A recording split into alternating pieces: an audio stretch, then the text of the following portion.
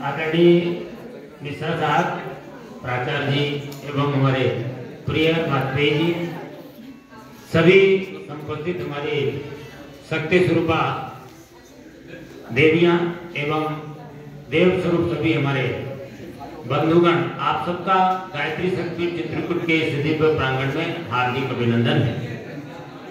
मैं बहुत कम समय में आपको चित्रकूट के बारे में, जहां आए हैं, यदि आप उसकी महिमा को नहीं जानते तो तीर्थ यात्रा अपूर्ण हो जाती है।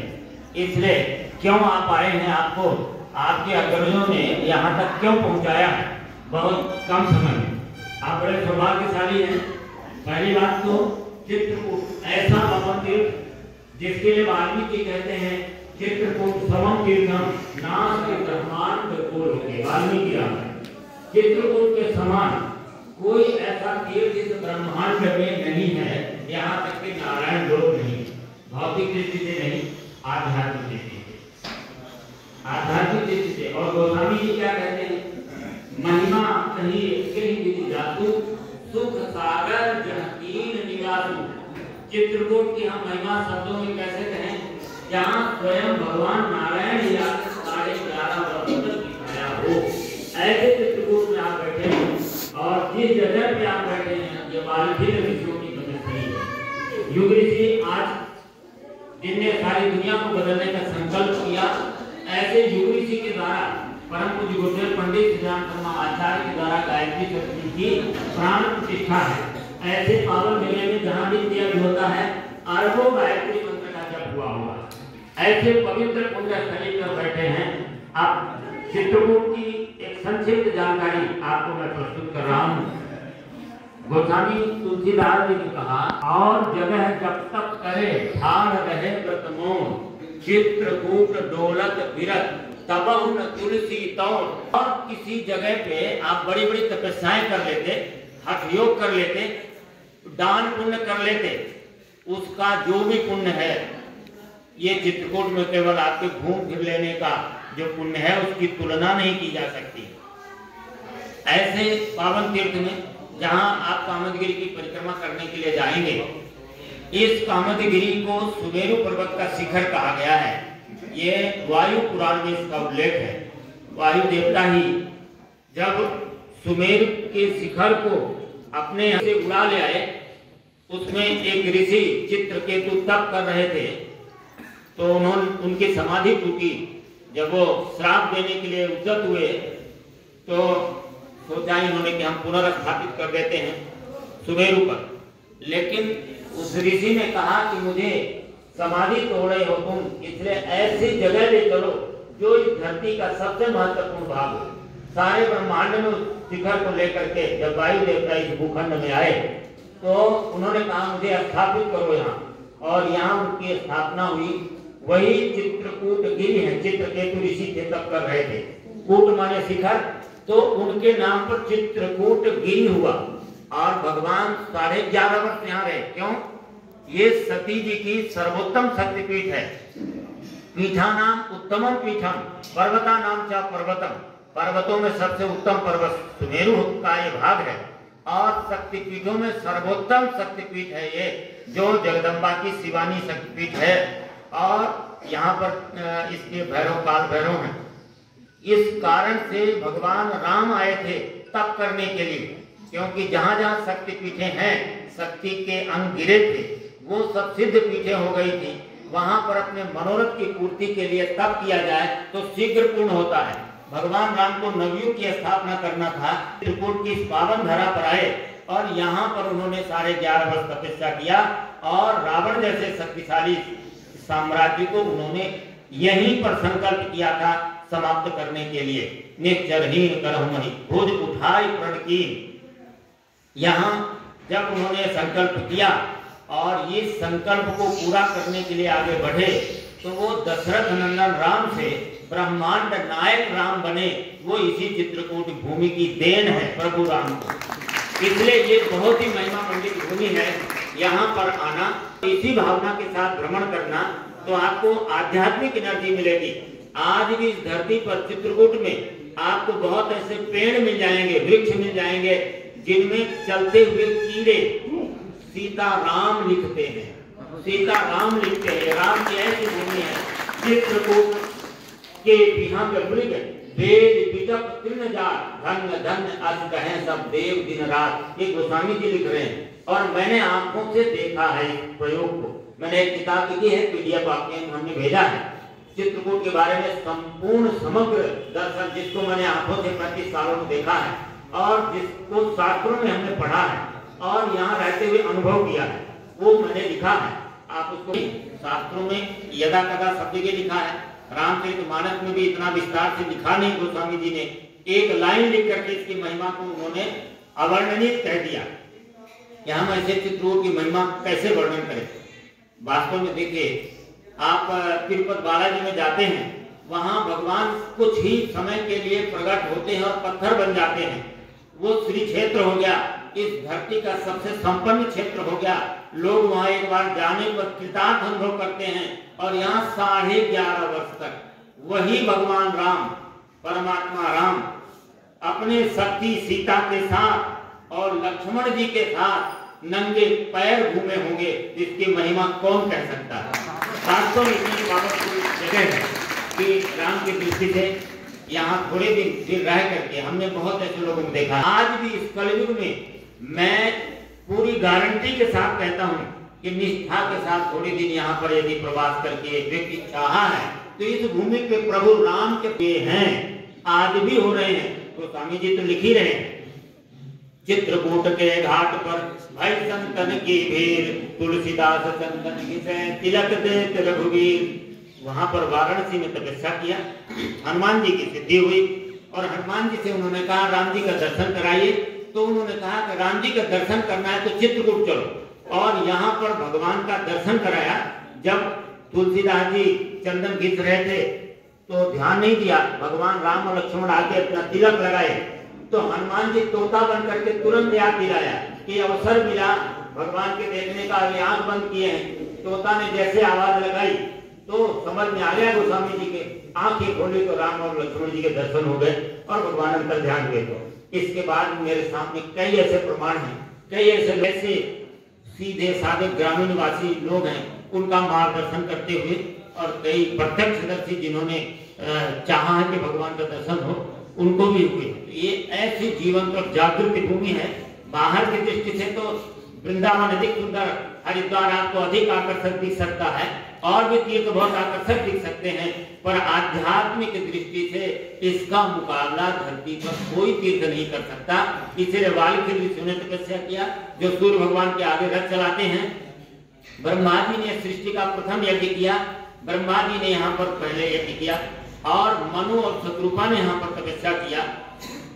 सतयुग में ये सब हुआ, त्रेता में राम जी आए और द्वापर में राजा नल के ऊपर जो विपत्ति पड़ी, पांडवों ने अज्ञातवास ही काटा और कलयुग में तुलसीदास और तानसेन जैसे लोगों की एक कर्मभूमि रही जो दुनिया में विख्यात हुए।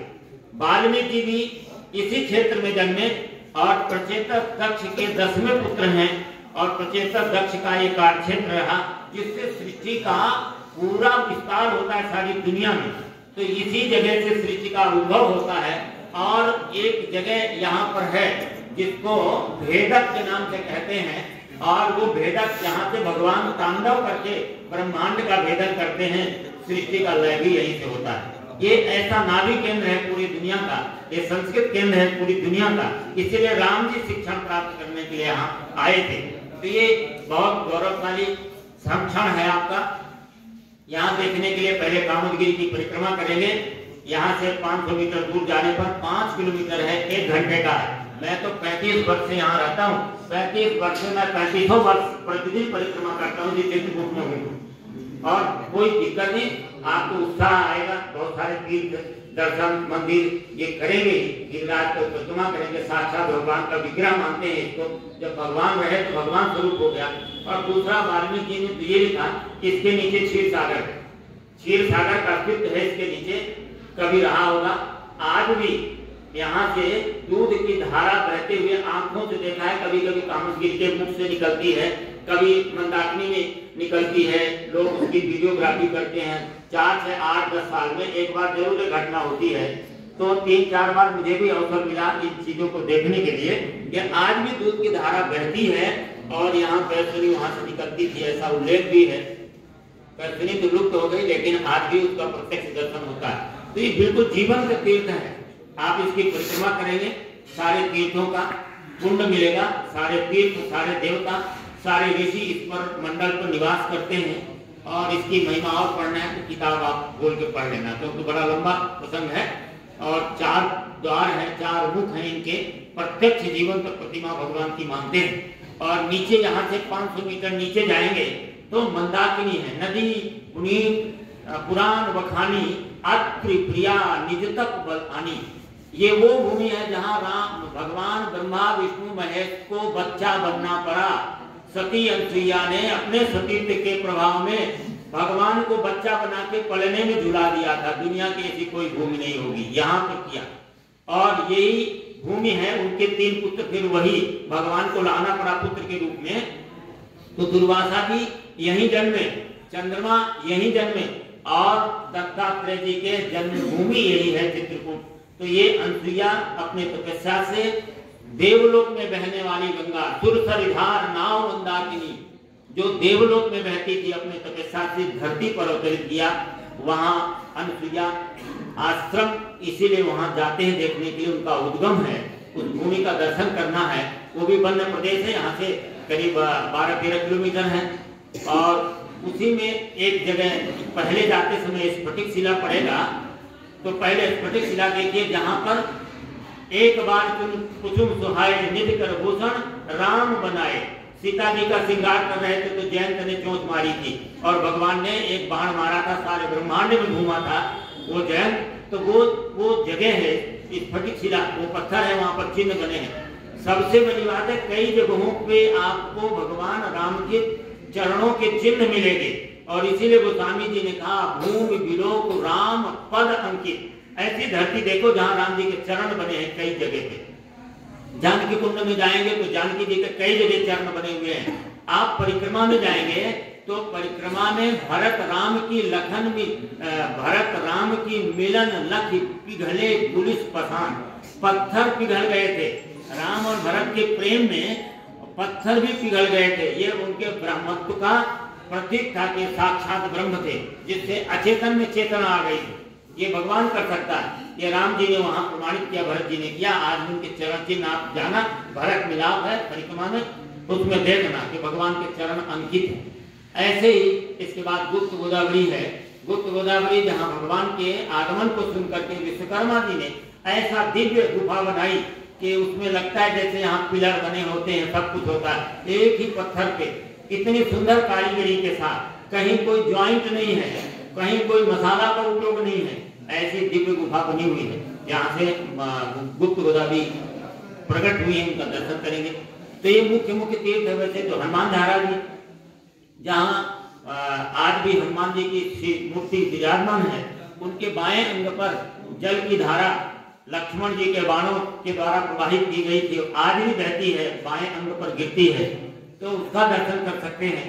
और भरतपुर यहाँ से थोड़ी दूर है, जहाँ सारे तीर्थों का जल राम जी के अभिषेक के लिए भरत जी जब आए थे और राम जी ने जब स्वीकार नहीं किया था, तो अत्रि जी के कहने पर उस कूप में जल डाल दिया था।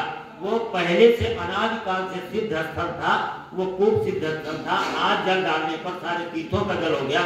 और दूसरा, उसमें गंगा जैसी लहरें, जब वो समुद्र जैसी लहरें उठती रहती हैं, उसका पानी कभी खत्म नहीं होता। उसके जल को ले जाकर आप रख लीजिए, कितने वर्षों तक रखे रहेंगे, उसमें कोई कीड़े या कोई फंगस नहीं आएगा। ये अद्भुत और अद्वितीय बात है। जैसे गंगा का पवित्र जल, वैसे उसका जल है। तो इन सारे तीर्थों का दर्शन कर सकते हैं। वैसे 70-72 ऐसे तीर्थ हैं जो देखने लायक हैं, वो आज आप नहीं देख सकते। वो तो जब आप इसी उद्देश्य से आएंगे तब बहुत सारे तीर्थों को देखेंगे। अभी सामूहिक में इन 4-5 जगहों को आप अच्छी तरीके से देख सकते हैं। बोले सिया रामचंद्र की जय, पूज्य सद् गुरुदेव भगवान की सत्य सनातन धर्म की जय। गायत्री परिवार ने संपूर्ण दुनिया में नवयुग अवतरण की घोषणा की और ऐसे केंद्रों का निर्माण इस सारी धरती में 35,000 से अधिक जगह बनाई है। आज 25 करोड़ से अधिक लोग इस महाअभियान में लगे हुए हैं। आप जैसे श्रेष्ठ नर लोगों का इसमें आवाहन है जिससे धरती का भाग्य बदलेगा। आप सभी महामानव हैं, कभी आप इस पुण्य भूमि पे और गायत्री शक्तिपीठ में आए दौड़ होते तो इन विचारों से आप जुड़ नहीं सकते थे। तो आप निश्चित वंदनीय हैं और सौभाग्यशाली हैं। युग के आवाहन पर ही आप यहाँ पर आए हैं, आपका हृदय से अभिनंदन है। और गायत्री शक्तिपीठ चित्रकूट की गतिविधियों से जुड़ने के लिए आप यहाँ से एक यूट्यूब चैनल है हमारा गायत्री शक्तिपीठ चित्रकूट, बस इतना ही लिख देना है, यूट्यूब पे खुल जाएगा। आप उसको सब्सक्राइब कर लीजिए। हर गतिविधियां आती रहेंगी, जानकारियां आती रहेंगी, अच्छी प्रेरणाएं मिलती रहेंगी। देश विदेश में जो कथाएं और या आयोजन यहाँ के होते हैं वो भी आपको देखने को मिलता रहेगा। तो आप यहाँ से जुड़े रहेगा। और कभी एकांत में अकेले में वैसे भी आना हो घूमने, कोई नहीं है, तीर्थ सेवन करने का मन हो, तपस्या करने का मन हो तो भी आप आइए। यहाँ पर सारी सुविधाएं रहती हैं, नवरात्रि साधनाओं से लेकर के आपके जीवन निर्माण के लिए।